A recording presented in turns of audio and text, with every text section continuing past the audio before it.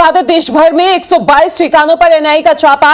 मध्य प्रदेश, हरियाणा, पंजाब, राजस्थान में ये छापे पड़े हैं। दिल्ली, यूपी, उत्तराखंड में भी एनआईए की रेड पड़ी है। खालिस्तानी नेटवर्क के खिलाफ एक्शन यहां पे लिया गया है। तो इस वक्त ये बड़ी खबर आपको बता रहे हैं, जहां देश भर में 122 ठिकानों पर एनआईए का छापा पड़ा है, जिसमें मध्य प्रदेश, हरियाणा, पंजाब, राजस्थान में भी ये छापे पड़े। इसके साथ ही दिल्ली, यूपी और उत्तराखंड में भी एनआईए की रेड पड़ी है। खालिस्तानी नेटवर्क के खिलाफ ये एक्शन लिया गया है और ये तस्वीरें भी आपको दिखा रहे हैं, जहां पे खालिस्तानी नेटवर्क के खिलाफ एक्शन लेते हुए एनआईए ने छापा मारा है। देश के अलग अलग राज्यों में ये छापे पड़े हैं। 122 ठिकानों पर देश भर में एनआईए ने ये छापा मारा है।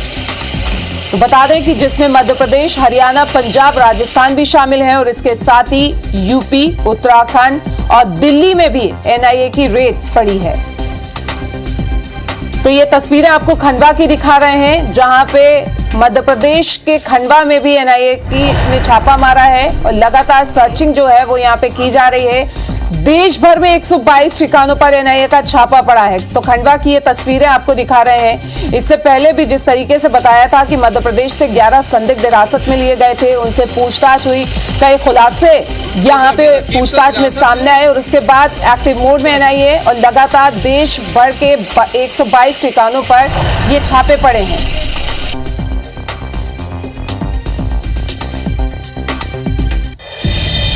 इस वक्त आपको भिंड से एक और बड़ी खबर बता दें। भिंड जिले में एनआईए की टीम का छापा मारा है। एंडोरी इलाके में शेरपुर गांव में छापेमारी हुई है।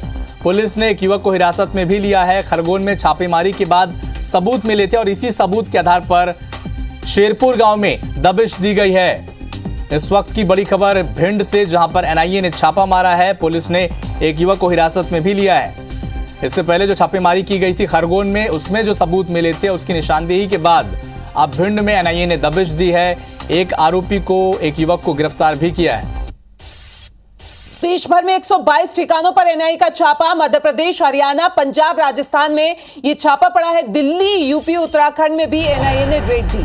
खालिस्तानी नेटवर्क के खिलाफ एक्शन लिया जा रहा है। मध्य प्रदेश के भिंड जिले में भी छापेमारी हुई है। पुलिस ने एक युवक को हिरासत में लिया है। खंडवा में छापेमारी के बाद सबूत मिले थे। सबूत के आधार पर शेरपुर गांव में यह छापा पड़ा।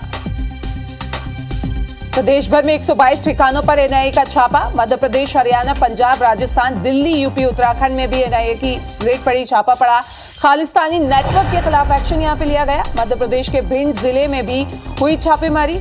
पुलिस ने एक युवक को हिरासत में लिया है। खंडवा में छापेमारी के बाद यहां पे सबूत मिले थे और सबूत के आधार पर शेरपुर गांव में ये छापा पड़ा।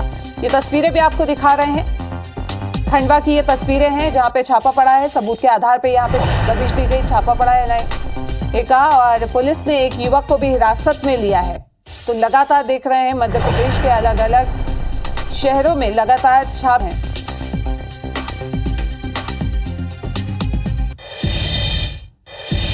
और इसी खबर पर ज्यादा जानकारी के लिए हमारे संवाददाता नासिर हमारे साथ जुड़ रहे हैं, उनका रुख कर लेते हैं।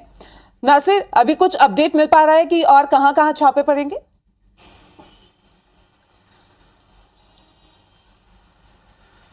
देखिए, देश भर में 100 से ज़्यादा ऐसे स्थान हैं जहां पर ये छापेमार पर कार्रवाई है एनआईए के द्वारा की गई है। उसमें से भिंड का जिला है जहां पर शेरपुरा गांव में एक युवक को हिरासत में लिया है और एनआईए की टीम उससे लगातार उसके पूछताछ कर रही है। उसके बैंक खातों के भी ट्रांजेक्शन की पूछताछ कर रही है। जिस तरह से खालिस्तानी जो नेटवर्क के सामने निकल कर आया था, वो कहीं ना कहीं जो फंडिंग का जो मामला है उसको लेकर ये कार्रवाई है वो की जा रही है पूरे देश भर में। और ऐसा कहा जा रहा है कि एक बड़ा खुलासा भी हो सकता है, क्योंकि अल सुबह ये कार्रवाई हुई है। एक युवक को जो हिरासत में लिया गया है उसका नाम जसविंदर सिंह के नाम पर सामने आ रहा है।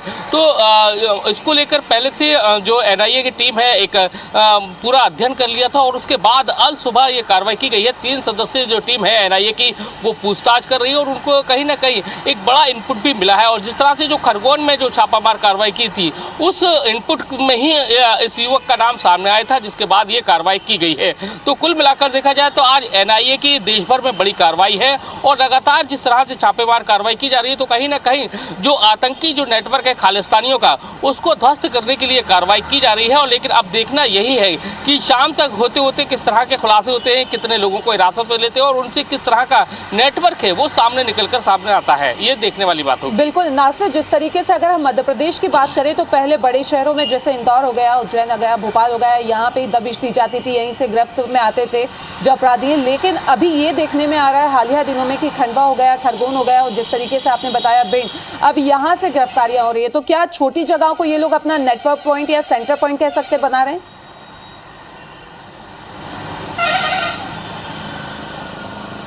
देखिए, ये दो अलग अलग कार्रवाइयां देखें, अगर हम देखा जाए तो एटीएस की और एनआईए की अलग अलग कार्रवाइयां चल रही थी। उसमें एक दूसरा ग्रुप है हिजबुल हट्स का, उसके ग्रुप के लोगों को जो पकड़ा गया था, 10 से ज़्यादा लोगों को, उनसे पूछताछ ही चल रही थी। लेकिन उस पूछताछ के बाद और भी नेटवर्क है वो निकल के आए, यानी कि और भी जो संगठन है खालिस्तानी नेटवर्क के, वो भी सामने निकल के आए कि वो भी इस तरह की कार्रवाई कर रहे हैं, आतंकी नेटवर्क को बढ़ाने की कोशिश कर रहे हैं, अपने नेटवर्क को मजबूत करने की कोशिश कर रहे हैं। और जो भोले भाले युवक है और उनका फोकस उन्हीं लोगों पर है, उनको अपनी ओर आकर्षित करने का काम कर रहे हैं। तो उसी को लेकर एनआईए की टीम है एक बड़े लंबे समय से अध्ययन कर रही थी।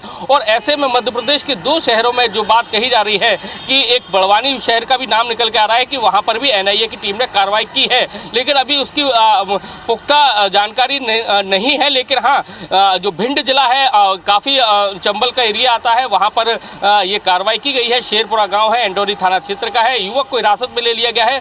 3 जो एनआईए के जो अधिकारी हैं उससे पूछताछ कर रहे हैं और उसके जो बैंक खातों के ट्रांजैक्शन निकाल रहे हैं। तो उनको कहीं ना कहीं एनआईए को जो संदेह है कि जो खालिस्तानी जो नेटवर्क है वो भोले भाले युवकों को अपनी ओर आकर्षित करता था, उनको फंडिंग करता था और कहीं ना कहीं वो अपनी गतिविधियों में मोड़ने की कोशिश करता था। उसी को लेकर ये लंबी पूछताछ है वो चल रही है। लेकिन पूछताछ के बाद ही ये खुलासा हो पाएगा कि आखिर किस तरह का ये नेटवर्क था, इनका किस तरह का इन्वॉल्वमेंट था उसके अंदर। तो अभी इसके लिए कुछ वक्त का इंतजार भी करना पड़ेगा। चलिए नासिर, नजर बना के रखें, आगे भी अपडेट लगातार आपसे लेते रहेंगे। फिलहाल अभी के लिए आपका बहुत बहुत शुक्रिया।